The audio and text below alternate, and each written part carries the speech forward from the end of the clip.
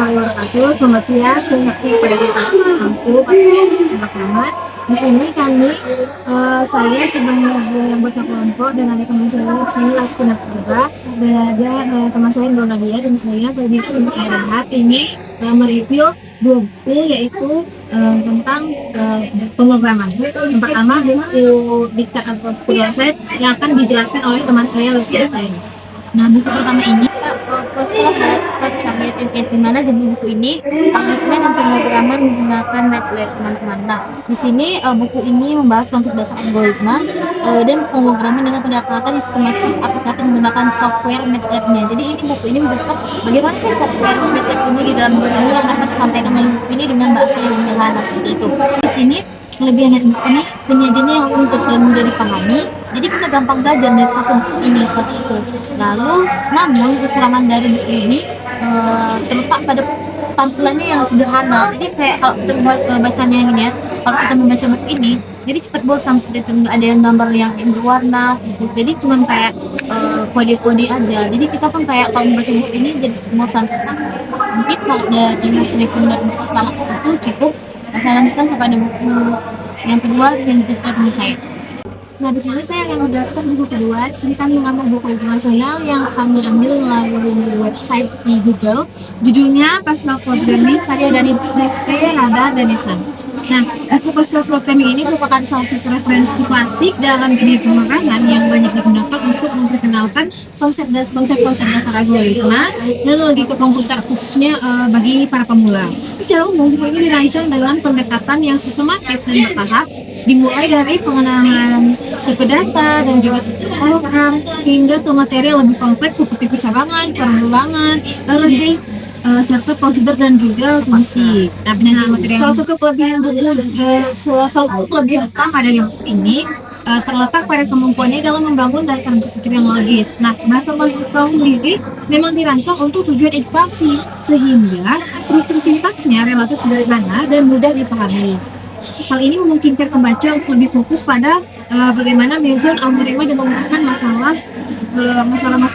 pemrograman secara sistematis tanpa terlalu dibebani oleh kompleksitas bahasa pemrograman tersebut. Nah, poin ini juga kekurangannya adalah penggunaan bahasa Pascal yang sangat jarang terdengar di orang-orang awam, karena kan buku ini tadi saya bilang pemula, cuman memang ada beberapa bahasa yang kurang dimengerti oleh orang-orang awam gitu. Jadi meskipun sangat baik untuk para pembelajar awam, Pascal ini tidak lagi menjadi pilihan utama dalam pengembangan perangkat lunak modern. Jadi hal ini membuat relevansi buku ini menjadi terbatas jika dilihat di era sekarang. Dan di sini saya akan memberikan perbandingan antara kedua buku tersebut.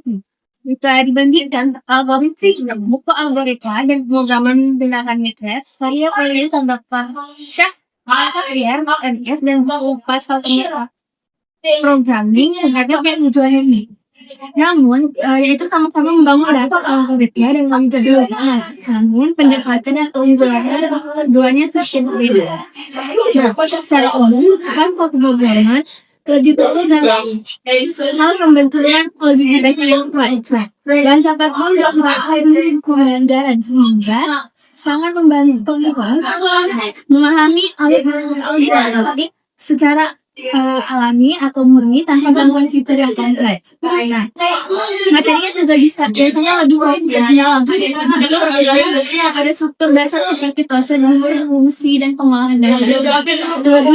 Lainnya adalah penyusunan materi yang selain dan mendukung pembelajaran bertahap. Namun kekurangannya cukup jelas, yaitu penggunaan bahasa Pascal yang sudah jarang dipakai di dunia ini. Sehingga kurang relevan jika terkait dengan gambar. Nah, di sisi lain, Google Math memiliki kelebihan pada aspek kepraktisan dan juga aplikasi langsung menggunakan software Math. Nah, ini tidak perlu mengajarkan algoritma, namun juga perlu dengan implementasi terutama dalam perhitungan pengertian pembelajaran karena lebih nyata dan berguna. Nah, khususnya bagi mahasiswa di bidang teknik dan juga sains. Nah, jika ditemukan pembelajaran sebenarnya paling mengerti. Namun, di Pascal kuat di dasar teori dan pilihan, sedangkan MATLAB buat diimplementasi dalam prakteknya. Idealnya, pembelajaran bisa mulai dengan pendekatan seperti pascal, lalu melanjutkan ke MATLAB, atau bahas modern agar lebih siap menghadapi tantangan dunia.